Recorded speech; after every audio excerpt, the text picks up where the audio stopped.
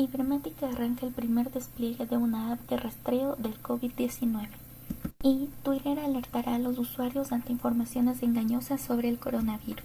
Por otro lado, en la sección de cultura, el desplome del turismo arruina el patrimonio cultural español.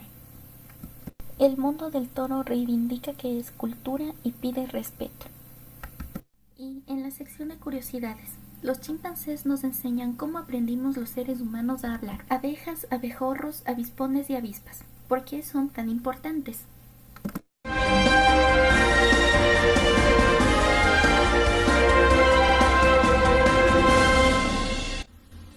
Son las 3 de la tarde y 45 minutos, hora local, Quito, Ecuador. Amigos televidentes, muy buenas tardes y bienvenidos a News Hour. Aquí para mantenerlos informados, el día de hoy tenemos noticias muy interesantes. Daniela Rojas tiene más información al respecto.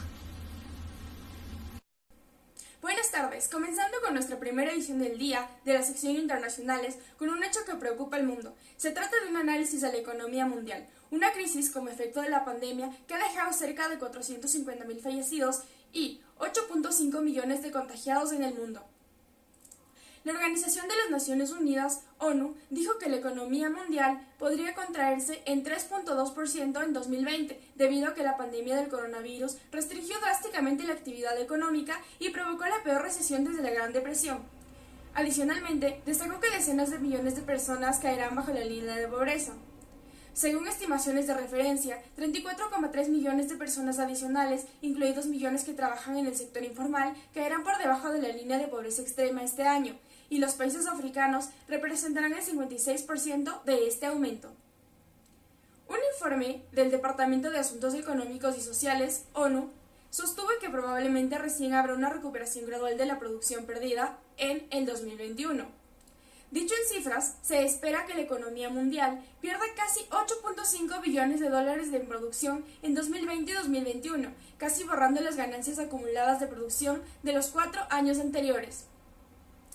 Los países que ya parecen haber superado la hora de la pandemia se enfrentan a los temidos rebrotes que han puesto esta semana en alerta a China con un foco en Pekín, Alemania con brotes en 2 ciudades y Estados Unidos con récord de contagio en Arizona, Florida y Oklahoma.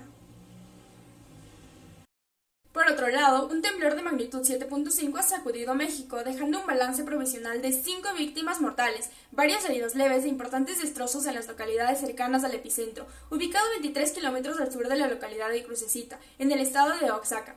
Poco antes de las 10:30 de la mañana y durante 56 interminables segundos, el movimiento telúrico ha obligado a la población mexicana a abandonar temporalmente el confinamiento para echarse a las calles en busca de zonas seguras. Las autoridades han pedido la máxima precaución ante la posibilidad de que se registren réplicas y han emitido también una alerta de tsunami para la costa suroccidental de México, Guatemala, El Salvador y Honduras.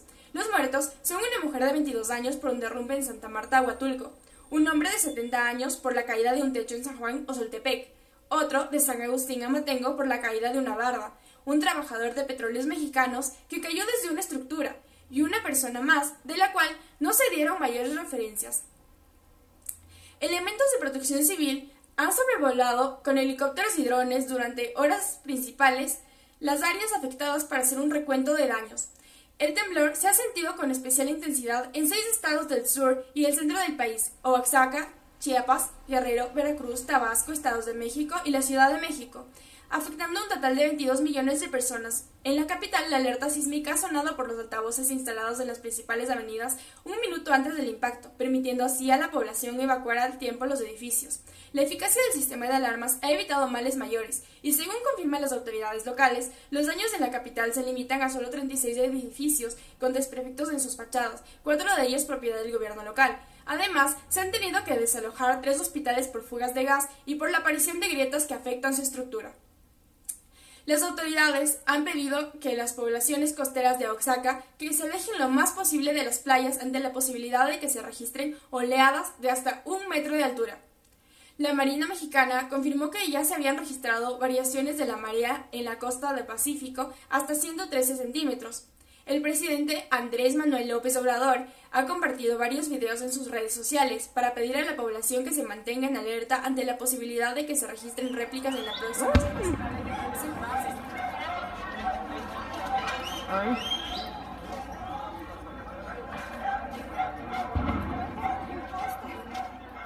Los esperamos en la siguiente edición de Noticias Internacionales. Mi nombre es Daniela Rojas. Adelante, Karen, volvemos al estudio. Interesantes noticias. Por otro lado, Emily Gamboa tiene más información en la sección de cultura. No se despegue de la pantalla, quédese con nosotros y volvemos después del corte comercial. So we can feel. No one can stop me when I taste the feeling. Nothing could ever bring me down. No one can stop me when I taste the feeling. Nothing could ever bring me down. Gracias, Karen. Ahora vamos con las noticias culturales. Por un lado tenemos que el mundo del toro se reivindica en Sevilla y pide al gobierno que recapacite. El Paseo Taurino de Sevilla congrega a unas 2.000 personas en la Plaza de España para reclamar respeto y defender el arte de Cuchares como cultura en mayúsculas. 7:30 de la tarde en la Sevilla de la Desescalada, una familia de aficionados a los toros camina por el Paseo de Colón en dirección a Maestrazza. Allí, ante la Puerta del Príncipe, varios centenares de personas se agolpan envueltos en banderas de España y con claras consignas: los toros son cultura. En un respetuoso ambiente, reivindicando la consigna estaba clara: lanzar un mensaje de unidad y fuerza al gobierno. Pese a generar millones de euros y ser el segundo espectáculo en número de espectadores tras el fútbol, toreros, ganaderos y aficionados estaban citados para dar un paseo taurino, que les ha conducido hasta la delegación del gobierno en la Plaza de España, donde el diestro Juan Antonio Ruiz Espartaco ha sido el encargado de leer un manifiesto en defensa de la fiesta nacional. Poco a poco, los alrededores de la Plaza de Maestranza se han ido llenando de aficionados, provistos todos con mascarillas, para pegar un grito en defensa a la tauromaquia. La convocatoria de este paseo taurino se ha repetido en estos últimos días y todo con éxito. En otras noticias, tenemos que el turismo es peor para el patrimonio que las guerras. La urbanización descontrolada o el cambio climático ponen en riesgo los monumentos de una forma más lenta, pero constante. La negra lista de la barbarie está en lamentable y constante aumento. El Arco del Triunfo de Palmira, el Templo de Baal, también la ciudad de Siria, el Museo Mosul y las esfinges de Nínive, ejemplos recientes de la sinrazón de ataques contra el patrimonio humanidad. La directora general de la UNESCO, Irina Bokova, ha calificado como intolerable la destrucción de Palmira. Cada uno de los ataques recientes nos insta a compartir todavía más del patrimonio de la humanidad en los museos, en las escuelas, en la prensa y en el hogar. Sin embargo, las guerras no son el único ni el principal factor que pone en peligro a los monumentos y lugares artísticos, arqueológicos o arquitectónicos. De los 802 sitios que forman la lista del Patrimonio Cultural de la Humanidad, actualmente hay 30 que están en peligro. Antes de incluir a cualquier monumento o ciudad en este listado, la UNESCO realiza un exhaustivo análisis sobre el estado de conservación de tales lugares. El documento recoge las valoraciones de estos informes desde 1979 a 2013. Concluye que los factores que más perjudican a los sitios patrimoniales son la mala gestión institucional, el desarrollo urbano descontrolado, las intervenciones y el uso inadecuado como la sobreexplotación turística, y otras intervenciones de la mano del hombre, en el cual entrarían ejemplos como ritos religiosos, el vandalismo y los conflictos de la guerra. Eso sería todo por las noticias culturales. ¿Qué nos cuentas tú, Ricardo? Y muchas gracias. En el ámbito de salud y tecnología, tenemos dos noticias muy importantes y muy factibles para todas las personas. La primera es que Twitter alertará a los usuarios ante informaciones engañosas sobre el coronavirus. La compañía avisará mediante etiquetas sobre la información nociva relacionada con el COVID-19, funcionalidad que ya utiliza con los otros contenidos multimedia manipulados. Asimismo, la inteligencia artificial a los verificadores humanos de Twitter y sus empresas asociadas destacan contenidos sobre el coronavirus, que puede ser nocivo, ya sea por engañoso o haber sido desmentido. Se le añadirá abajo un enlace a información contrastada con una alerta. En los casos de informaciones engañosas de la compañía de San Francisco, California, Estados Unidos, considere más extremas y dañinas, esta progresará a la supresión del tweet. Bueno, esta es una noticia muy importante ya que existen muchas noticias falsas en todas las redes sociales, sea Twitter, Facebook, WhatsApp en sus cadenas. Es muy bueno que hayan Twitter aplicado dicho tweet que se eliminará cuando sea todo falso. Por otra parte, otra noticia muy importante para la salud y para las personas es que Ibermática arranca el primer despliegue de una app de rastreo del COVID-19. Según informa la empresa guipuzcoana, esta aplicación desarrollada en colaboración con Tecnalia es capaz de rastrear por móvil a las personas con las que ha estado infectado. Esta aplicación se denomina Epidig. Epidig es capaz de rastrear por móvil a las personas con las que ha estado infectado por coronavirus de forma automática. Esto sí viene a garantizar la privacidad y control de los datos de los usuarios. Este recurso ya está funcionando en miles de teléfonos inteligentes. Después de más de 5.000 profesionales de Ibermática y Tecnalia fueron los primeros en disponer en sus teléfonos esta herramienta. Muy bueno esto, ya que así podemos mantener un poco de aislamiento con personas positivos de COVID. Es muy bueno que la tecnología se ponga también a favor de la salud. Bueno, y a continuación vamos a dar paso a nuestra compañera Alejandra. Dinos, Alejandra, ¿qué tienes para el día de hoy? Hola, bienvenidos, mi nombre es Alejandra Ortega y hoy les quiero dar la bienvenida a la sección de tendencias con el tema de ambientación. Hoy estaremos hablando sobre la tortuga Diego, conocida como el sex symbol de Galápagos, que salvó a su especie y que para estos momentos ya se encuentra en su hogar. Además, tenemos el tema de cómo los zoológicos se alistan para retomar sus actividades. Ahora, empezaremos con el titular de Diego la tortuga, conocida como el sex symbol de Galápagos, que ahora salvó a su especie y que para estos momentos ya se encuentra en su hogar. La famosa tortuga gigante, Diego, que contribuyó a la reproducción en cautiverio de su especie, regresará a casa. Se conoce que el ejemplar será trasladado a una isla española 8 décadas después de haber sido trasladado. Diego es famoso porque se encontraba en el zoológico de San Diego de Estados Unidos. Al llegar fue involucrado en un programa para su especie. Afortunadamente, Diego supera los 100 años de edad y se ha convertido en un símbolo de conservación de Galápagos, pues se estima que aproximadamente el 40% de las tortugas enviadas a la isla española son sus descendientes.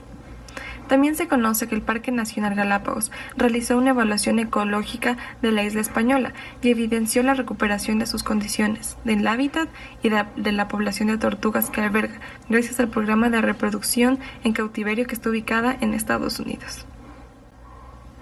Todo un éxito y gracias a Diego, el sex symbol, por ayudarnos a salvar su especie. Por otro lado, los zoológicos se alistan para retomar sus actividades. Hoy día, la tecnología en tiempos de cuarentena se ha vuelto indispensable y necesaria.